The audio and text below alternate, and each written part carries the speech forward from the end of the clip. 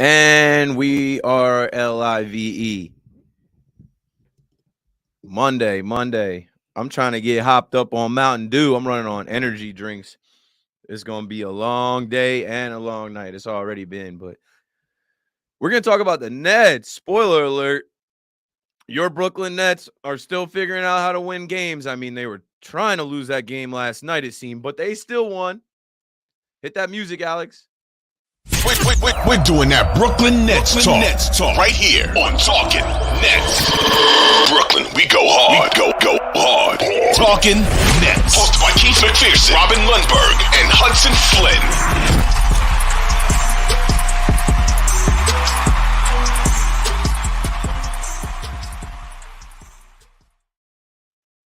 Yes, sir. Welcome back to Talking Nets. I don't know if I sound right. I'm not hearing anything in my headphones. Can I get some more snare in my headphones? I might have to switch these headphones. You guys hear me though? I sound fine. Yeah. I don't hear any snare. So, Robin, take it away while I try and figure out why my headphones don't work. Technical difficulties. We're the Nets in the fourth quarter against the Jazz. But look, all jokes aside, I know you get scared when a game like that almost gets away. And when the team almost blows it, and it would have led to a lot of heartache and disappointment had that been the case. But Hudson, I don't know if you're on the same page as me, but this whole time I've kind of just viewed the rest of the season through the prism of the 6th seed. If they get the 6th seed, I feel like I'm happy, no matter what else can transpire, because we know about the guys that have come in. We know about the trade, Cam Johnson, Mikal Bridges, the Eastern Conference Player of the Week right now. On top of the fact that he's the player that the Nets are going to build around. Spencer Dinwiddie led the entire NBA in assists in March. Dorian Finney-Smith is starting to hit his shots. So it's a likable group that's coming together. And now that 6th seed that I've wanted them to lock up is almost there. I don't want to jinx it. I don't want to say it and then it come crashing down and they wind up in the play-in. But I believe the magic number right now would have to be 2.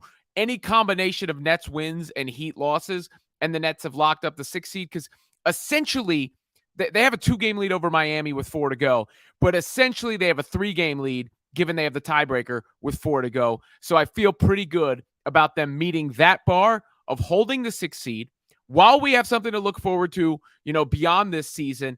And then you get to see a group of vets locked into a playoff series with a Philly team that we kind of been asking for. Yeah, I mean, overall, you can't complain about where the Nets are right now. There's just no complaint to be made in terms of on-the-court expectations. We're meeting that expectation. The expectation is avoiding the play-in, and we're there. Obviously, we had flirted with maybe getting the 5 seed, fighting with the Knicks a little bit, and of course, that is still a possibility, even though it looks a little less likely day in and day out.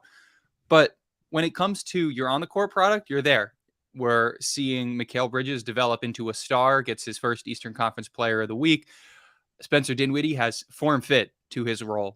It's been remarkable to watch how he has fit his role, especially considering the kind of choppy start he had with his second tenure on the Nets when it came to, taking too many shots, too many turnovers, not necessarily providing in the correct way for who we believe to be the star of the Nets and who is the star of the Nets, Mikal Bridges. But we have seen that change. He is, like Robin said, obviously, in the driver's seat for assists in the NBA over this past month. And that's been another thing that's just been remarkable to see. This Nets team is assisting on such a high percentage of their made baskets.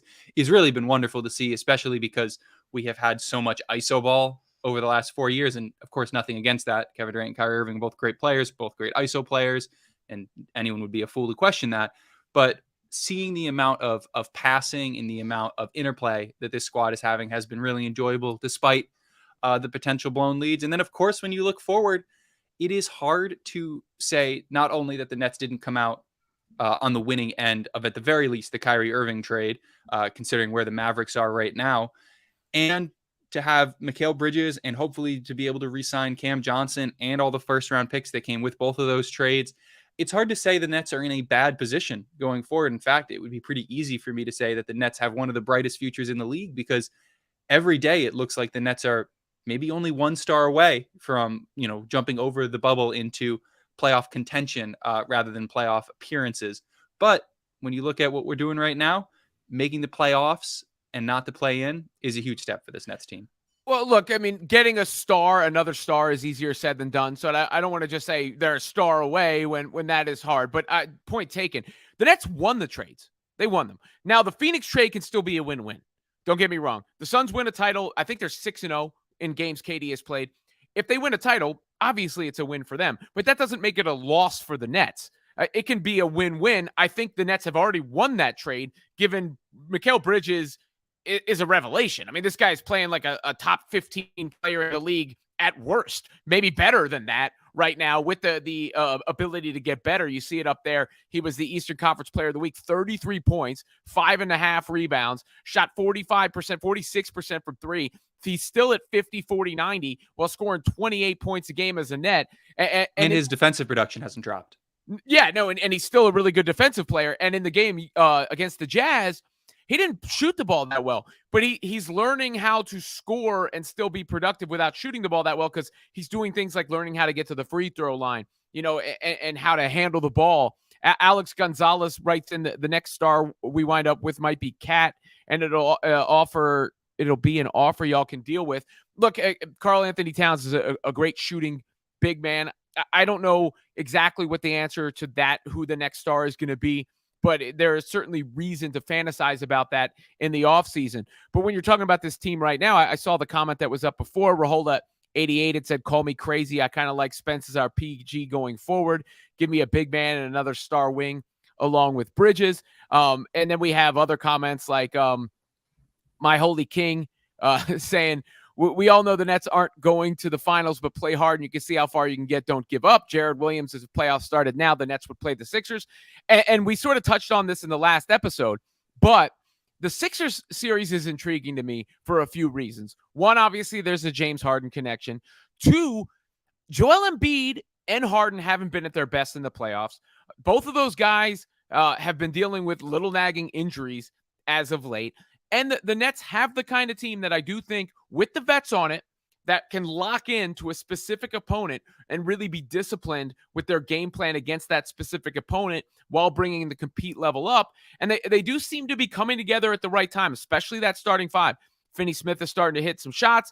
Cam Johnson has been great as of late. And then we'll see how far Bridges can take this star leap. And of course, that's along with Claxton and Dinwiddie. Claxton's been here all year, but really they got 4 new starters. 4 out of their 5 starters are new. So it was only reasonable. It would take a little time, but they've had a lot of time on the court together because they've played a bunch of minutes together, including, the ridiculous stat of Dinwiddie, Johnson, and Bridges already playing more minutes than Irving, Harden, and Durant did together. Keith, you want me to go in, or are you ready to make your great return? I feel like I can't say anything. I just came in on like the last 4 or 5 sentences Rob said, and I'm looking through the chat. You got it. Go for it. Yeah, and it comes down to a lot of that durability. Obviously, it is it's ridiculous to think that our new trio has played more than the previous trio. But when it comes to the type of success that you can have as a team when your stars, when your leaders are on the court and are playing, it's amazing. And it's the kind of thing that the Nets, I believe, and seem to be able to rely on, right? And that's not just a this season thing. No matter the composition of this team next season, it's fairly undisputable at this point that Mikal Bridges isn't going anywhere. Nick Claxton isn't going anywhere. I would claim that those are probably the 2 best contracts in the NBA. The deal that the Nets have Nick Claxton on, and the 4-year, $90 million deal that Mikal Bridges is on until 2027. Which makes up for the worst contract in the NBA in Ben Simmons. Right. They kind of offset each other, right? But so when you look at, those players aren't going anywhere, and their ability to suit up and play every game and contribute every game. One of the big questions about Mikal Bridges was, does he have the stamina to play all those games, play as many minutes as he does, but to also contribute at this high level? And in some ways that still remains to be seen. But when it comes to what we've seen so far, Mikal Bridges shines under pressure. He shines under fatigue. And that is exactly what the Nets need out of him and out of a star, because while there's a lot to be said about whether stars will want to come to Brooklyn, and at the end of the day, they will, this is New York City, this is the biggest market in the world, you have a situation where I don't think Joe Tsai or Sean Marks or any of the decision makers involved in the Nets organization are going to want to have take their chance on another set of stars or star singular that might not play and that might not play big minutes and that might be injury prone. I think in terms of lessons that we've learned, aside from the whole drama free aspect of the current crop of players that we have, I think the biggest lesson is you have to take your chance on players that will play. And Mikal Bridges and Nick Claxton are a great place to start. Maybe Spencer Dinwiddie will stick around, also a fairly consistent player in terms of not getting injured. And when you have a team that is good both on paper and on the floor, and that really comes down to whether or not they're going to play, the sky is the limit. And not to look ahead, but again, like I said before, the Nets are in a phenomenal situation going forward. And as a Nets fan, considering everything that has happened this season, everything that has transpired from the anti-Semitism allegations to the trade request to last summer's trade request, it's hard to complain as a Nets fan about the situation we find ourselves in. Well, they aren't going to sell their soul again. I think that's the lesson. They're not going to sell their soul again, and they're going to build. Doesn't mean you can't get a star, but it's a certain type of dude, and a certain type of durability, as you just alluded to. I mentioned it. They're undefeated. The Suns are with KD, but he's only played 6 games. We'll see how often he can stay on the floor. We know how brilliant the guy is as a player. No one can take that away. And now there's talk about the Mavs shutting down Luka and Kyrie. So Kyrie may have already played his last game for the Mavericks. I mean, they left us for dead. We're doing just fine. They did us dirty. We came out clean. I'm just sitting back watching everything, right? This is entertainment. This is the NBA. People think about the NBA in the wrong ways, right? Like, think of it like watching a movie. And obviously, you're rooting for the main character. For our purposes, the main character is the Brooklyn Nets. And we had some things go on, and it's like the storylines kind of create themselves. The script is amazing. We didn't expect the script to have us where we are right now. There's players on this team that I had no even thought about them being with us. But all in all, we're winning. We're winning games. There's 4 games left. We're going back to the playoffs. The thing about Brooklyn in this decade that they've been back in New York, they get to the playoffs. I don't know how many times out of the 10 years. I would guess it's half at least, maybe more. Maybe this will be 6. And, not focusing on the team that plays in Midtown, but like that was a tagline of ours in 2015. The playoff shirt said, "We are playoffs," basically letting people know we are playoff bound almost every year. We figure out how to get to the playoffs no matter who's in these jerseys. It doesn't matter if it's Darren Williams and Joe Johnson. It doesn't matter if it's Joe Harris and Spencer Dinwiddie, which those guys are on the team, and we're heading back with them again. But you know what I'm talking about, D'Lo and Karras and Big J, those guys. It doesn't matter if it's KD, Kyrie, and now it's Mikal Bridges, Nick Claxton, Cam Johnson, Spencer Dinwiddie. We're about to be back in the playoffs, not the play-in. Not the play-in. We're back in the playoffs. There's 4 games left. We should be good. And I'm looking forward to seeing what this team does, right? I was happy to see the season ticket holder event and them giving these guys the light. There's a T-shirt coming out one of these games, a T-shirt giveaway, and it's got all these new faces of the Brooklyn Nets. This Nets world has been built. I've been saying that for a long time. Like, I wasn't just saying it because it sounded cool. I was saying it because it's a real thing. This Nets world has been built. The organization moved from New Jersey, had to rebrand, had to figure some things out. They sold their soul twice for superstars. The first time, they didn't come out so clean. This time, they look to come out super clean. The only thing I added to the notes in the group chat, Alex, we'll get to that. But I don't care about what's going on in Dallas. I don't care what's going on in Phoenix. I'm looking at the league and what's going on in Philly, because that's who we're going to face and bring them on. I want that smoke. Universe never unconnects. Before the KD and Kyrie era, who did the Nets face? And the storylines with Seth Curry going back to Philly to face his father-in-law, Ben Simmons going back to Philly, but he's just going to be on the bench getting booed, right? The Nets lost that trade, but they have an opportunity to go in Philly and kind of shake them up a bit. And I don't think it's a guarantee that the Sixers just sweep the Nets. If they make this a 6-game series, force a game 7, who knows? It could get interesting. And I like watching interesting movies. It's been a great watch, up and down, but all in all, we've won more than we've lost, and it's been fun to be a Nets fan again this season. I like the matchup with Philly for a few reasons. I mean, I said it before, the free throws or the Philadelphia free throws. Sometimes when the officiating tightens up, you don't get those calls as much. Embiid tends to wear down as the season goes on. Harden, had some. I think his hammy issue may have popped up a little bit, but they're probably load managing. Who knows? But nevertheless, those guys don't have sterling playoff reputations. But beyond that, when you just look at the type of things that have hurt the Nets, in recent games and really for a longer period of time too. One, point of attack penetration. And the Sixers don't really have that. That's not James Harden's game at this point in time. And then two, the offensive rebounding and second chance points. And the Sixers are bigger because of Embiid, but Embiid's going to get the focus of all the defense. It's not like the Nets aren't going to go into this series focused on Embiid, and he'll score. There's no question about that. But he's not going to do anything to surprise you. And I don't see those other guys on the roster that are just going to relentlessly crash the boards and put it back in, that kind of thing. But, going full circle, Keith, to something we had talked about earlier in this show, and that's the purchasing of a jersey, right? With this team, it was you wondered, whose jersey could I purchase? I wound up getting a KD jersey for my son, Raj, because we went to the game and it looks cool and everything. But I knew at that moment, that might, be out of date within a few weeks, if not a few months. Kyrie, you didn't know if you could put his jersey on in public, and you just didn't know which of those jerseys you could wear. Ben Simmons, you can't buy a Ben Simmons jersey. It's the opposite now. It's like, when are the Bridges jerseys on sale? I got to get a Bridges jersey because one, he's going to be here. Two, he's only going to get better. And three, you just feel good about him. Yeah, and he's gonna play. He's an Iron Man. He plays every single game. And you have to, at a certain point, you have to look at this Nets team and you have to be grateful. And I think at this point, I think we're all comfortable doing it. I think you have to give credit where it's due.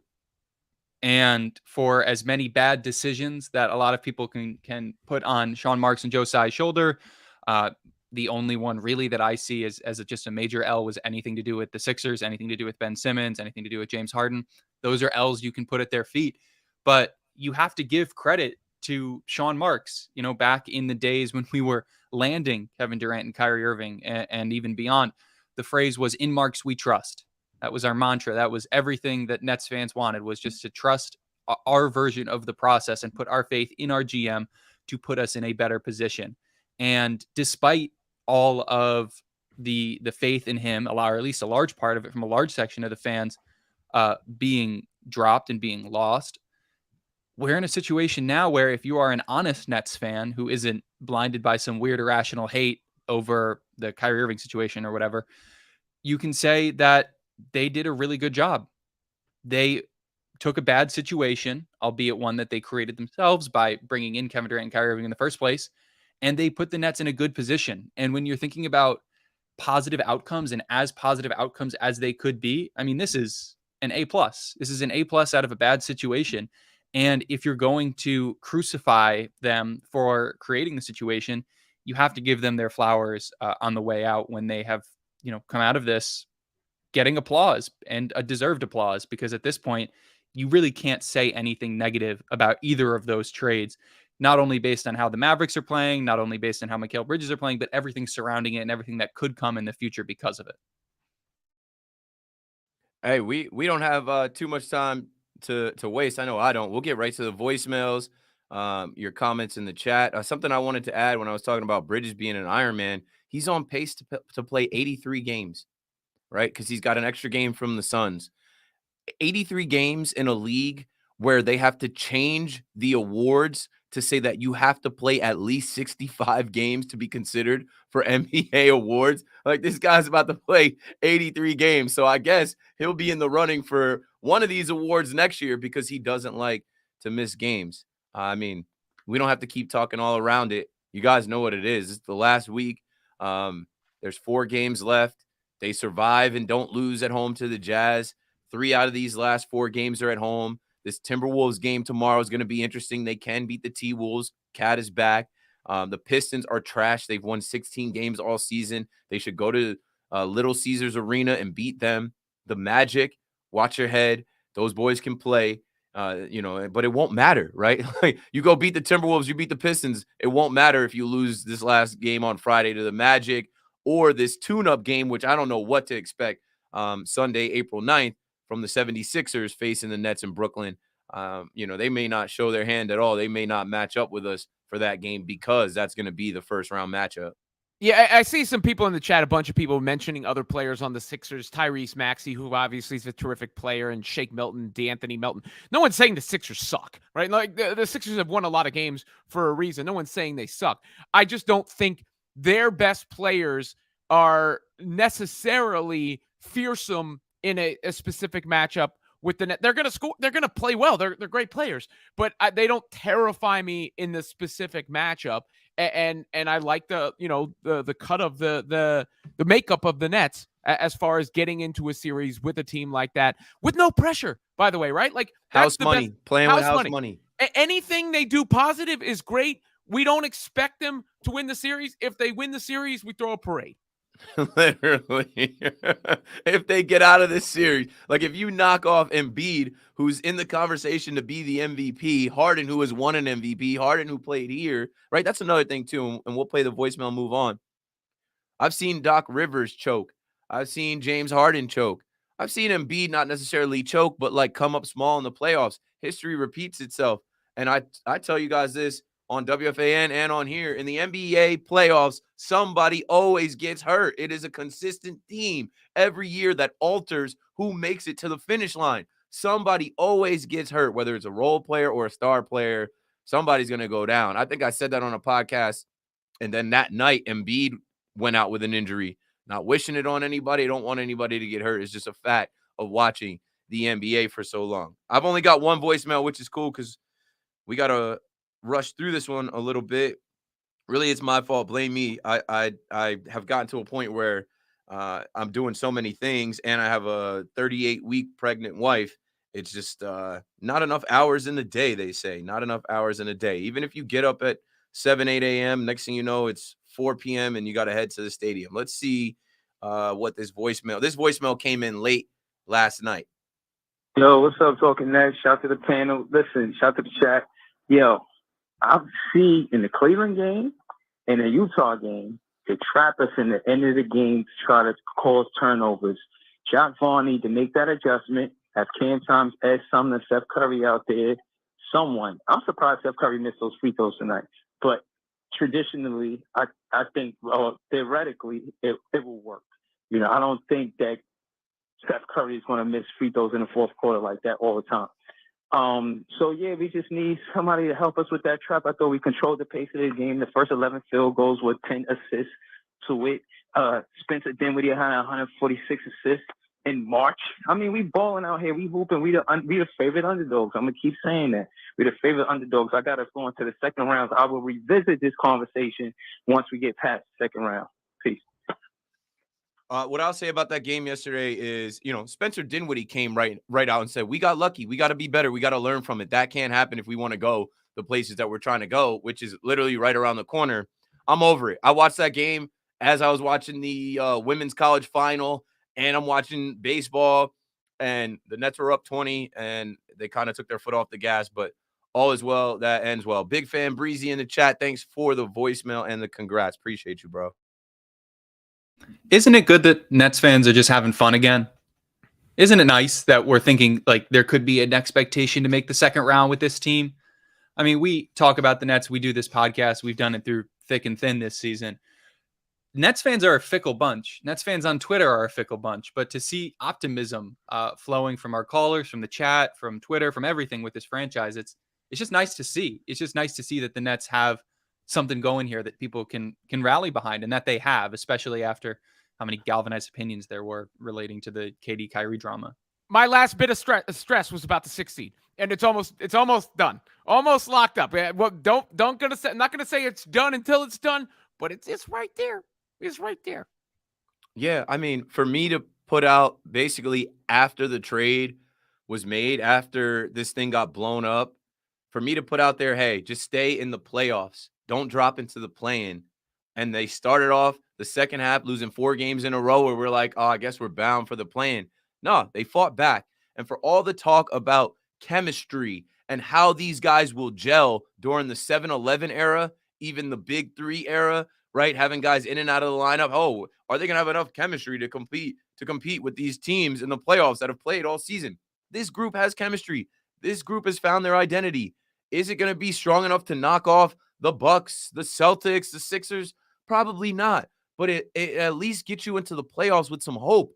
We had so much false hope last year going into a series against the Celtics, knowing they were a juggernaut, but thinking because we had KD and Kyrie, they could just will us to victory. They shut KD down, neutralized him. Kyrie gave us 139-point performance. Then he had nothing after that when they blew that game.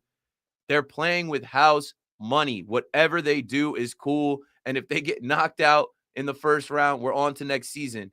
Alex, can you flash the tweet that Brooklyn Netcast put out? We're not going to talk about it, but it is something to think about. The Brooklyn Nets have an $18.1 million trade exemption from the KD trade. The last time a team had that large of a trade exemption was Portland, and it was used to absorb Jeremy Grant's I'm saying his name right, Jeremy Grant, in a trade. It's a very useful asset to have this summer.